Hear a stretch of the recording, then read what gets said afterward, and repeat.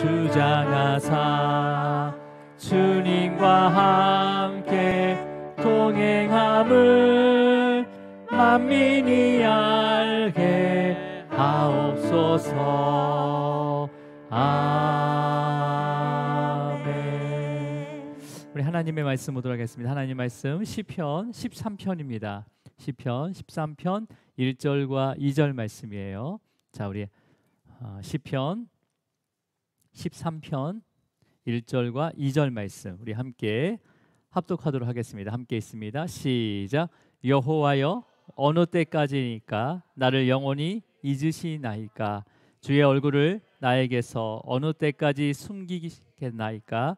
나의 영혼이 번민하고 종일토록 마음에 근심하기를 어느 때까지 하오며 내 원수가 나를 치며 자랑하기를 어느 때까지 하리이까? 아멘.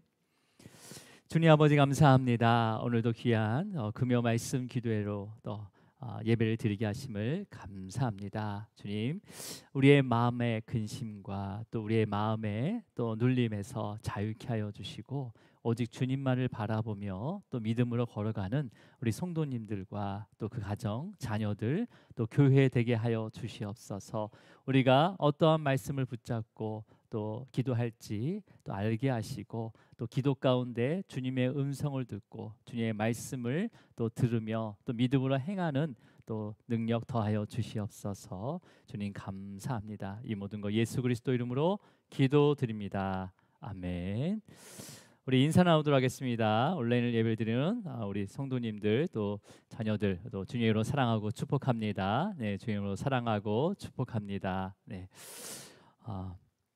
오늘 말씀은요, 그리스도인의 영적 침체를 극복하는 길이라는 제목으로 우리가 함께 말씀을 상고하도록 하겠습니다.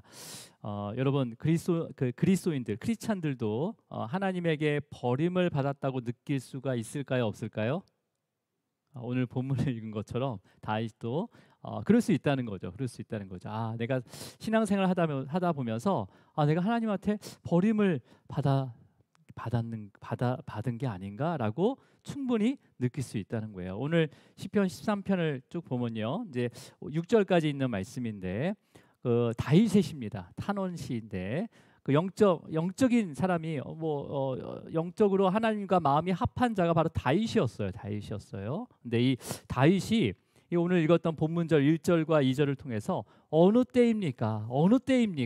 라고 하면서 4번이나 반복하면서 하나님으로부터 내가 버림을 받은 게 아닙니까? 라고 탄원을 하고 있는 구절이 바로 1절과 2절 말씀이에요. 하지만 이제 지금도 마찬가지지만 많은 교회라든지 또 성도들 간의 교제뿐만 아니라 수많은 이제 신앙 서적들의 제목을 보면 나누는 이야기를 보면 승리하는 그리스도인, 무명의 그리스도인이 기록한 승리하는 그리스도인이라는 게 있거든요. 그런 책 제목, 이제 우리 승리해야 되는 거예요. 이미 승리했어요. 이제 그런 제목들이 있고 또 그리스도인의 그러니까 뭐예요? 그리스도인의 풍성하고 형통한 삶.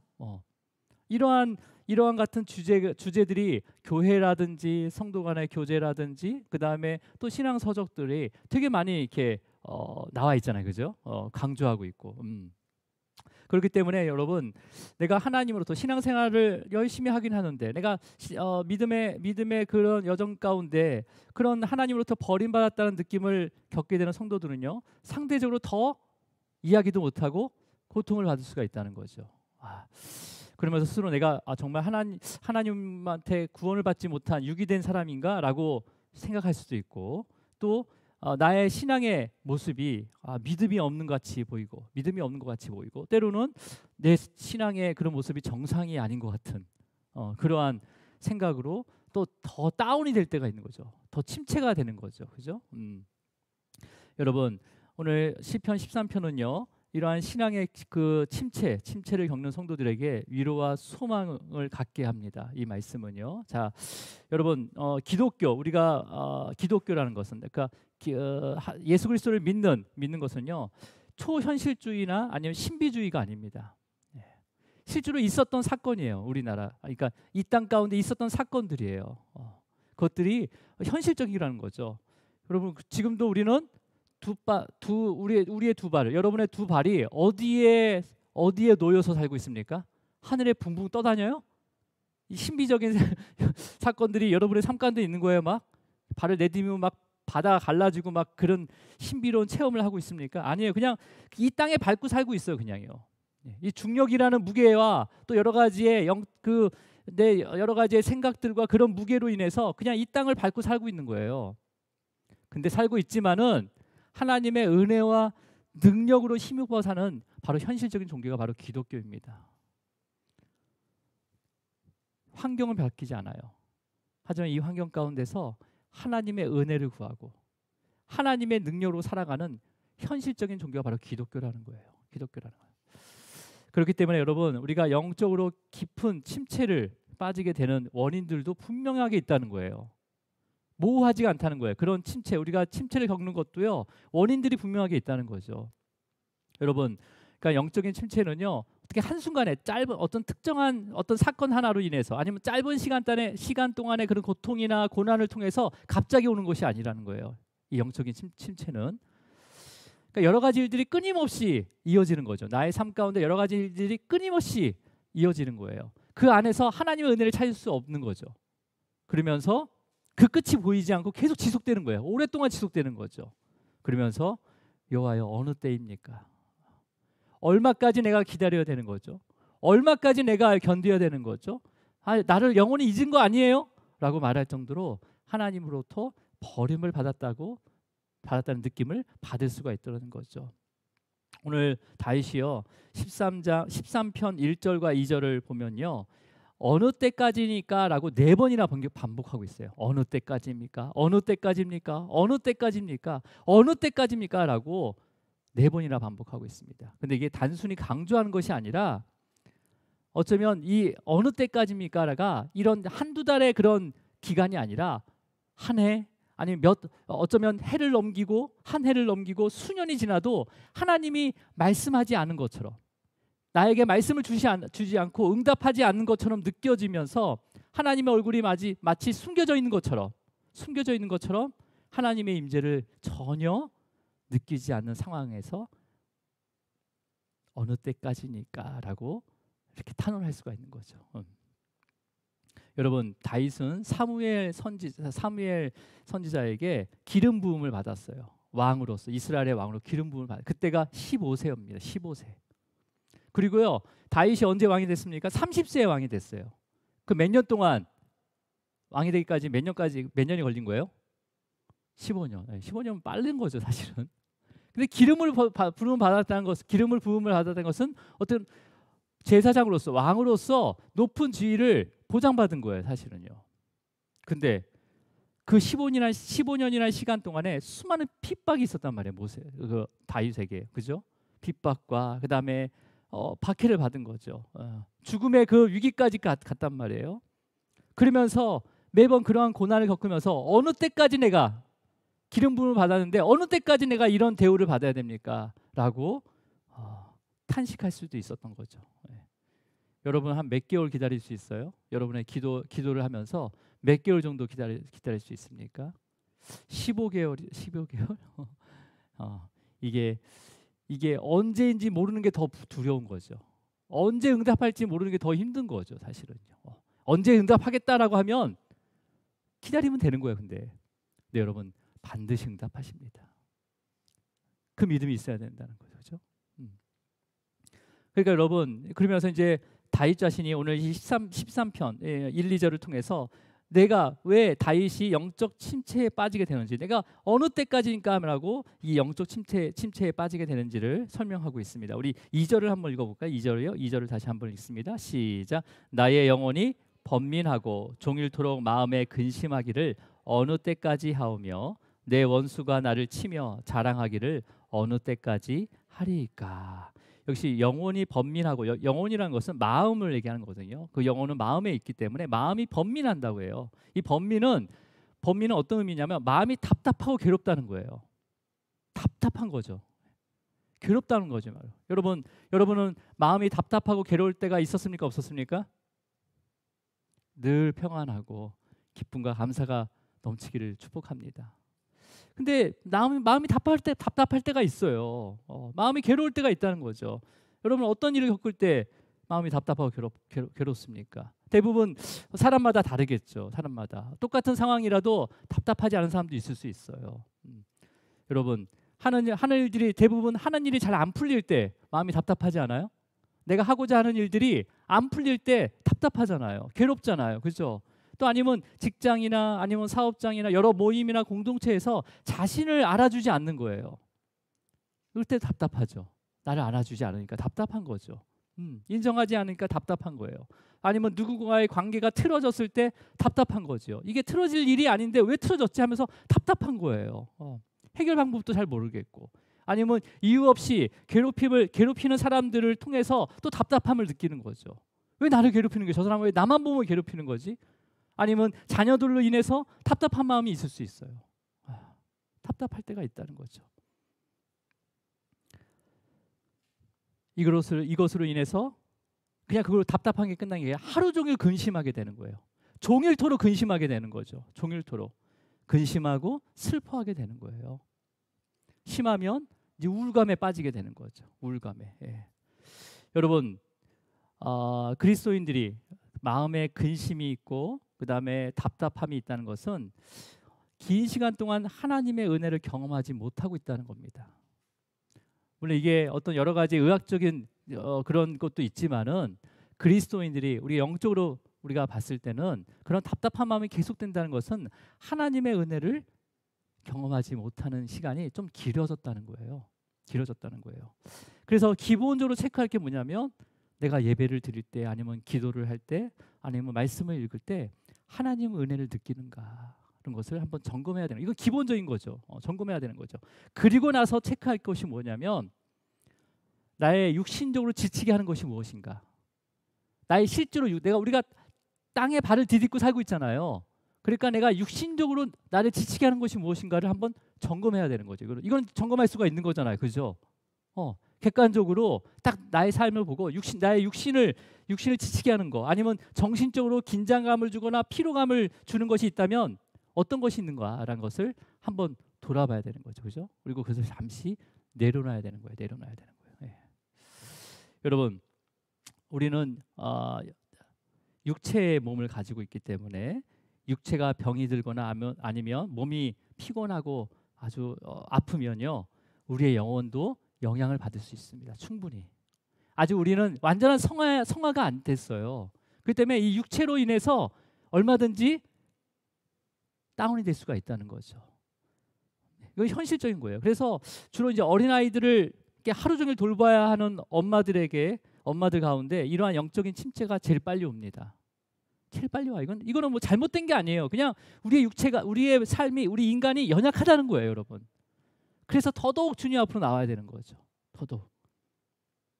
또 어떤 이들은요, 주님의 일, 하나님의 일들을, 주님의 일들을 하면서 자신이 왜 영적으로 더 하나님 일을 더 많이 하긴 하는데 그걸로 인해서 더 영적으로 가라앉는지 모르겠다라고 말하는 사람들도 있습니다. 어떤 사역을 하면서 아니면 봉사를 하면서 헌신하면서 더 영적으로 더 가라앉을 때가 있다는 거예요. 네. 성경에도요 이런 영적인 침체를 겪는 인물이 있습니다. 하나님 일을 열심히 하고 하나님의 영광을 드러내는 일을 하는데도 불구하고 영적인 침체를 겪는 사람들이 있다는 거예요. 성경에도요. 북이스라엘에 선지자가 있습니다. 바로 엘리야 선지자예요. 엘리야 선지자. 엘리야 선지자는요 죽음을 보지 않고 하늘로 직접 올라간 자 중에 한 명이에요. 그죠? 병거를 타고 올라갔잖아요. 여러분 이 엘리야 선지자는 죽은 자를 사르밧 과거의 아들을 살렸어요. 그리고요 바할 아합 왕 이사벨이 데리고 있는 바알 선지자 450명과 싸워서 1대 450 이겼던 자예요. 3년 6개월 동안의 가뭄을 기도 가운데 비를 내게, 작은 구름에서 비가 내리게 했던 그 자가 바로 엘리야 선지자입니다. 엘리야 선지자. 예. 그래서 갈멜산에서 기도하다가 엄청난 그 영적인 그런 바알 선지, 그런 이세벨, 그런 그 바알, 이 거짓된 신들과 전투 가운데 멋진 승리를 장식했어요. 그리고 나서 깊은 침체에 빠지게 됩니다. 그래서 광야로 나가버리는 거예요. 광야. 아무도 없는 광야로 나가면서 그 광야 가운데 로뎀나무 밑에 앉아서 내가 죽기를 원합니다라고 하나님께 기도하는 거예요. 이건 뭐예요? 내가 자살할 것 같습니다. 자살하고 있습니다. 내가 죽기를 원합니다라고 그렇게 영적인 심체를 걷게 됩니다. 왜 그랬을까요? 상상도 할 수 없는 그 일들을, 영광을, 기적과 이적을 나타낸 그 엘리야 선지자가, 물론 아합과 이세벨이 분명히 패했어요. 하나님의 그 권능 가운데, 하나님의 능력 가운데 패했어요. 근데 굴복하지 않고요. 내가 오히려 엘리야를 반드시 죽이겠다라고 나섰기 때문에 엘리야가 두려워서 자신의 어떤 그런 도망가는 점도 있지만은, 그런 하나님의 일들을 하면서 영적인 것뿐만 아니라 육적인 에너지를 다 소진했기 때문에 침체가 왔던 겁니다. 이렇게 추측할 수 있었던 것은 엘리야 선지자가 죽기를 원합니다라고 했던 그날 밤에 하나님께서 엘리야에게 천사를 보내셔서 위로를 하십니다. 그 말씀이 열왕기상 19장 말씀이에요. 우리가 나중에 이제 열왕기상 할 때 이제 살펴볼 텐데, 먼저 19장 5절을 한번 읽어볼게요. 5절, 자, 함께 있습니다. 시작. 누워 자더니 천사가 그를 어루만지며 그에게 이르되 일어나서 먹으라 하는지라. 그러니까 여러분, 로뎀나무에 이 로뎀나무 밑에서 내가 자야 되겠다 해서 잔 게 아니라 그냥 지쳐서 완전히 다운돼서 그냥 쓰러진 거예요. 근데 천사가 그를 어루만진대요. 예. 그리고 일어나서 먹으라라고 얘기합니다. 만약에 영적인 문제였다면요, 아마 하나님께서 천사를 통해서 누워있는 엘리야를 발로 꽝 차가지고 정신 차려 이놈아, 영적인 문제였다면. 그렇잖아요. 우리가 영적으로 내가 어두워졌을 때는 뭔가 맞은 것처럼 번쩍하면서 정신을 차리잖아요. 근데 지금 엘리야가 영적인 침체가 있었다면 하나님께서 야, 정신 차려, 네가 지금 선지자로서 지금 뭐 하는 짓이야 지금, 네가 정신이 있는 거야 없는 거야 하면서 지금 잘 때야, 네 사명이 뭔데? 라고 책망을 해도 모자를 판인데, 종일토록 그 마음에 근심하면서 지쳐서 아무것도 먹지 못하고 그 육신의 에너지를 모두 소비한 그 엘리야를 자녀처럼 어루만지면서 먹으라라고 달래고 계십니다. 우리 6절 한번 읽어볼까요? 6절. 열왕기상 19장 6절 시작. 본즉 머리맡에 숯불에 구운 떡과 한 병의 물이 있더라. 이에 먹고 마시고 다시 누웠더니. 그러니까 어루만지니까 일어났겠죠. 그래서 눈을 뜨니까 머리맡에 숯불에 구운 맛있는 떡이 있는 거죠. 한 병의 물이 있습니다. 그걸 마셨어요. 그 일어나야지. 근데 어떡합니까? 다시 누웠대요.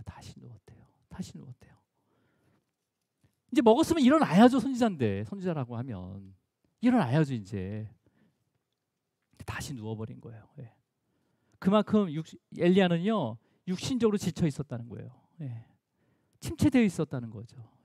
아무것도 할 수 없을 상황으로 그냥 생각하기도 싫은 거죠. 뭐든지 그냥 다 귀찮은 거예요. 그냥 뭐든지 다 귀찮은 거예요.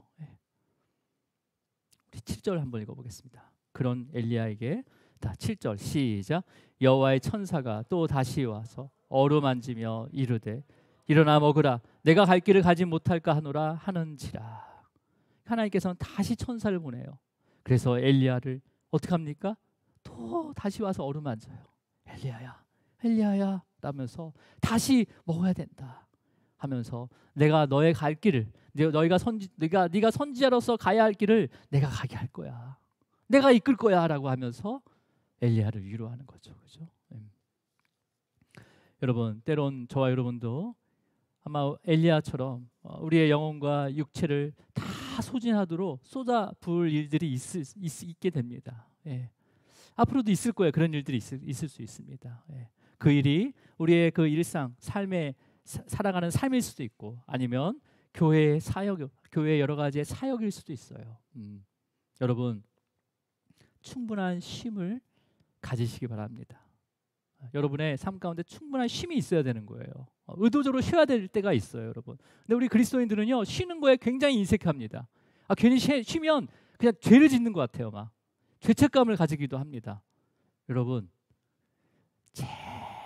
편안하게 쉬시기 바랍니다. 예. 할 수만 있다면 요즘 같은데 뭐 호텔 바캉스 뭐 그런데 편안히 가서 한번 쉬세요. 쉬는 것은 죄가 아니에요, 여러분. 쉬는 것은 죄가 아니에요. 열심히 살아온 자녀, 물론 열심히 살아오지 않는 자들이 맨날 쉬면 안 되죠. 열심히 살아온 자녀가 쉰다고 해서 어느 부모가 쉬지 말라고 한 부모가 있어요? 열심히 살아왔어요, 자녀가. 물론 열심히 살아오지 못하지만 막 지쳤어요. 그러면 쉬지 말라는 부모가 있어요? 오히려 더 충분히 쉬라고 할 거예요, 부모라면. 여러분, 주님께서도 쉬기를 원하세요, 우리를. 우리가 침체되지 않도록 때로는 쉬길 원하세요. 그래서 안식일을 정하셨잖아요. 그래서 안식일을 통해서 그 쉼이 예배와 말씀과 기도로 회복돼야 되는 거죠. 여러분, 그렇게 회복되기를 축복합니다. 예. 여러분, 그리고 두 번째, 그러니까 하나님께로부터 버림을 받았다고 느끼게 되는 그 절망적인 느낌을 빠지게 하는 여러 가지 원인 중에 또 하나가 뭐냐면 바로 원수, 그 마귀, 사탄의 존재입니다. 그러니까 다윗의 인생에서도요, 다윗을 대적하는 사람들이 정말 많았어요. 사울 왕, 대표적인 사울 왕뿐만 아니라 다윗의 아들들도 아버지를 대적했어요. 다윗 아버지를 대적했어요. 그리고 심지어는 그 밑에 있는 부하 장군 요압 장군 다윗 말을 잘 들은 듯했지만 또 자기의 욕심을 위해서 다윗을 또 배신하기도 했습니다. 그래서 우리 2절 다시 한번 읽어볼게요. 후반절에 어떻게 말씀하고 있는지 우리 2절 자 함께 있습니다. 10편 13편이에요. 다 시작. 나의 영혼이 번민하고 종일토록 마음에 근심하기를 어느 때까지 하오며 내 원수가 나를 치며 자랑하기를 어느 때까지 하리까. 그러니까 다윗은 원수들이 자기를 이기는 거, 나를 치는 것을 자랑하는 것을 굉장히 힘들어했어요. 그럴 수 있잖아요. 나를 막 힘들게 하는 사람들. 그것은 뒤에는 바로 사탄, 원수들이 있다는 거죠. 하지만 다윗은요, 이러한 영적인 침체를 극복하기 위해서 이렇게 기도를 하기 시작합니다. 우리 3절 한번 읽어볼까요? 13편 3절 말씀입니다. 시작. 나를 생각하사 응답하시고 나의 눈을 밝히셔서 두렵건대 내가 사망 잠을 잘까 하오며. 네, 3절을 제가 안 넣었네요. 우리 성경을 읽고 한 번만 다시 한번 읽어보겠습니다. 성경 보면서 13편 3절 말씀이에요. 시작. 여호와 내 하나님이여 나를 생각하사 응답하시고 나의 눈을 밝히소서 두렵건대 내가 사망의 잠을 잘까 하오며라고 돼 있어요. 그죠? 지금 다윗이 먼저 누구를 부르고 있습니까? 다시 내 하나님이여라고 부르고 있어요. 하나님이여, 내 하나님이여라고 부르고 있습니다. 그러니까 내 하나님이여 부른다는 것은 뭐예요? 절대 외면하지 않으신다는 믿음으로 다시 부르는 거예요. 절대 외면하지 않으신다라는 믿음으로 하나님의 이름을 부르고 있는 거예요. 그러면서 뭐라고 합니까? 나를 생각해 달라는 거예요. 그리고 나의 눈을 밝혀달라고 합니다. 예, 응답하기를 바라면서 나의 눈을 밝혀달라고 해요. 이 눈은 우리의 육체의 눈이 아니죠, 분명히. 그죠? 현재의 나의 그런 상황들, 이러한 상황들, 자신의 상황들, 나의 상황을 통해서 하나님께서 이루고자 하는 그 뜻을 알게 해서 그런 사망의 잠에서 자지 않게, 즉 뭐예요? 영적인 침체에 오랫동안 머물지 않도록 해달라고 기도하는 거예요. 침체는 올 수 있어요, 여러분. 근데 오래 머물지 않기를 기도하시기 바랍니다. 네. 하나님의 신실하신 그 사랑 가운데 빠져나와야 되는 거예요. 자, 여러분, 이 전체 이 말씀을 이제 정리하는데요. 다윗은 지금 누구에게 지금 탄식을 하고 있죠? 하나님에게 하고 있어요. 하나님에게. 자기 마음을 알아줄 사람을 찾아가서 한 게 아니라 자기랑 친밀한 사람을 찾아가서 자기 마음을 토로하는 것이 아니라 하나님에게 탄식하고 있는 거예요. 하나님에게만 탄식하고 있는 거예요. 여러분, 사람을 의지하지 마시기 바랍니다. 물론 세상에 믿을 사람은 한 명도 없다는 거 아시죠? 여러분의 원망과 그 다음에 여러분의 불평과 그런 하나님께만 하시기 바랍니다. 만약에 여러분이 정말 믿을 만한 사람 찾아가서 얘기하잖아요. 물론 찾아 얘기하지만은 그 원망과 불평을 통해서 하나님의 영광을 가려지게 하거나 아니면 다른 사람을 실족하게 할 수 있다는 거예요. 오직 하나님에게만 탄원하시기 바랍니다. 예. 그냥 아무 때나 오세요. 아무 때나 와서 하나님한테 소리 놓아 탄식을 하세요. 그냥 솔직한 마음을 얘기하는 거예요. 솔직한 마음을. 그러니까 여러분, 이 다윗과 비슷한 상황에 처했을 때 이제 하나님 앞으로 나오시기 바랍니다. 그리고 하나님께 나의 모든 고통과 두려움을 그냥 말씀드리는 거예요. 현재의 상황을 그냥 현실적인 나의 모습을 그대로 얘기하는 거예요. 예. 그게 뭐예요? 바로 기도죠. 그게 기도예요. 예. 여러분, 그러니까 작정하고 기도하는 거죠. 그럴 때는요. 나의 어떤 영적인 침체가 왔을 때는 작정하고 기도해야 되는 거예요, 여러분. 여러분, 신앙의 선배들이요, 정말 좋은 유산을 우리에게 물려줬습니다. 1000번째라는 그 사실은 다른 나라에는 없거든요. 우리나라에만 있는 거예요. 이게 뭐예요? 내가 기도를 끊이지 않겠다는 거예요. 어떠한 목적, 어떠한 작정을 하게 되면 그 작정안 가지고 내가 끝을 보겠다는 거예요. 나에게 그러한 영적 침체가 있다면 여러분, 기도의 자리에 나오시기 바랍니다. 예. 그래 이렇게 질문하는 사람도 있죠. 아유, 늘 뭐 기도하라는 말밖에 안 하시네. 뭐 기도가 그러니까 그죠? 뭐 하면 기도하세요. 뭐 하면 기도. 뭐 똑같은 답이네. 그 말은 나도 하겠다.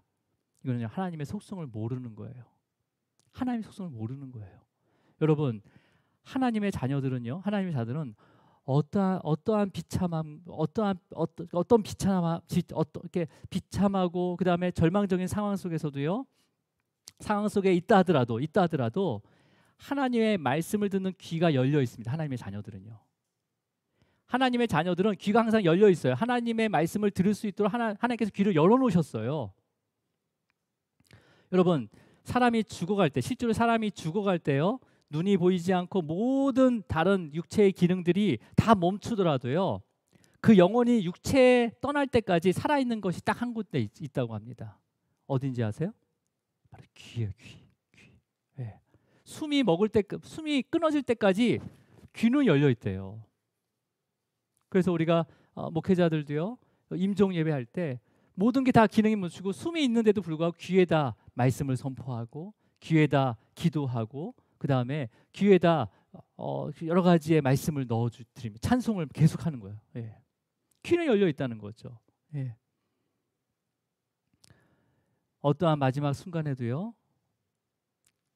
기도를 통해서 하나님께서는 자기 자녀들로 하여금 하나님의 말씀을 들을 수 있게 했다는 거예요. 우리 기도는요. 우리가 하나님한테 말하는 걸로 알고 있잖아요. 우리는. 그죠? 기도는 하나님한테 말하는 거 맞아요. 근데 여러분, 이 기도를 통해서 하나님께서 우리에게 하시는 그 말씀을 들을 수 있게 만드셨다는 거예요. 기도를 통해서. 그래서 기도는요. 말하는 것만이 아니라 바로 기도는 듣는 것을 얘기합니다. 듣는 거. 그러니까 여러분, 기도하면서 하나님의 뜻을 듣는 거예요. 하나님의 음성을 듣는 거예요. 하나님의 말씀을 듣는 거예요. 다윗이 이 기도 속에서 하나님의 음성을 듣고 고백한 그 구절이 바로 5절 말씀인 거예요.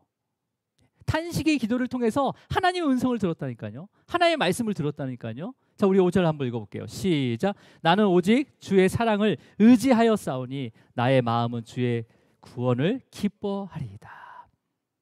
갑자기 어떻게 탄식을 하다가 어떻게 이렇게 오직 주의 사랑을 의지하였다고 얘기합니까?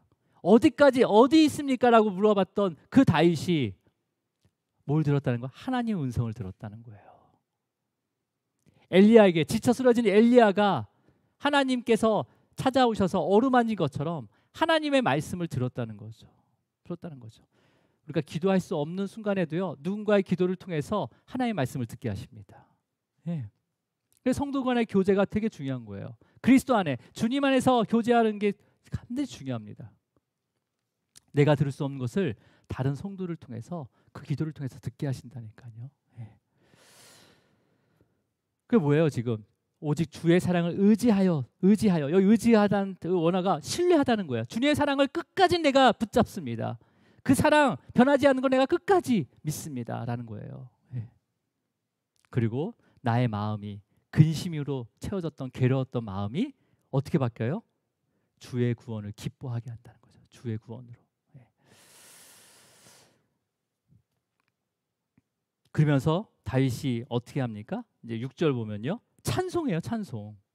탄식으로 가서 찬송으로 끝나게 되는 거죠. 우리 6절 한번 읽어보겠습니다. 시작.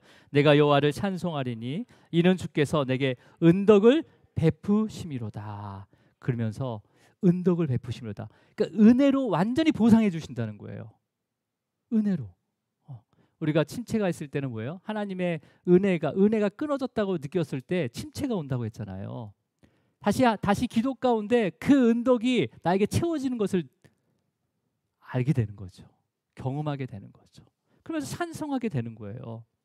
그러니까 다윗은 다시 하나님의 은혜를 경험하면서 그 깊은 침체에서 벗어나게 된 거죠. 여러분, 성도들의 고난은 우리가 밖에서 보기에는 패배고 실패고 멸망으로 볼 수 있겠지만 하나님 입장에서는요, 승리하게 하는 구원의 도구임을 믿으시길 바랍니다. 예. 믿음의 시험이라는 거죠, 고난은요. 그러니까 여러분, 지금 다윗이 탄식과 절망으로부터 기쁨과 찬송으로 옮겨갈 수 있었던 것은 바로 뭐 때문에 그렇게 옮겨갈 수 있었습니까? 기도 때문이에요. 기도 때문에. 말하는 기도가 아니라 듣는 기도라는 거죠. 말하는 기도가 아니라 듣는 기도. 예. 여러분, 듣는 기도를 해보셨습니까? 좀 이따 오늘 한번 함께 듣는 기도를 한번 해볼게요. 그러니까 기도 가운데 하나님께서 내게 주신 말씀을 듣게 하신다는 거죠. 성령께서 듣게 하시는 거예요. 그래서 그 말씀이 언제나 우리의 영혼을 살게 합니다. 살게 하시는 거예요. 살게 하는 거예요. 예. 그러니까 이런 거랑 틀린 거죠. 내가 막 기도했어요. 막 그 하나님께 마음을 쏟아부었어요. 예. 그러니까 그 쏟아가서 시원하다, 후련하다 하는 거와 차원이 다른 거죠. 듣는 기도는요 소망을 갖게 합니다. 듣는 기도는요 그 기쁨이 측량할 수가 없는 거예요. 예. 그 듣는 기도는요 우리를 위로하면서 우리를 다시 세워주십니다. 그 사명의 길로 다시 인도해 가신다는 거죠. 이끌어 가신다는 거죠. 여러분, 주님께서도 십자가 위에서 주님의 그 영혼이 육체에서 떠나기까지 하나님의 말씀을 듣는 기도를 하셨어요. 하나님께서 이루고자 하는 것들을 들었어요. 그래서 마지막에 뭐라고 합니까? 다 이루었다라고 말씀하시고 기쁨으로 선포하셨습니다. 여러분, 하나님께서 듣지 않는 것처럼 보여도 결코 우리가 기도를 쉬지 않기를 주님으로 축원합니다. 자, 우리 함께 찬양하면서 우리 기도로 나아가겠습니다. 우리 찬양하도록 하겠습니다.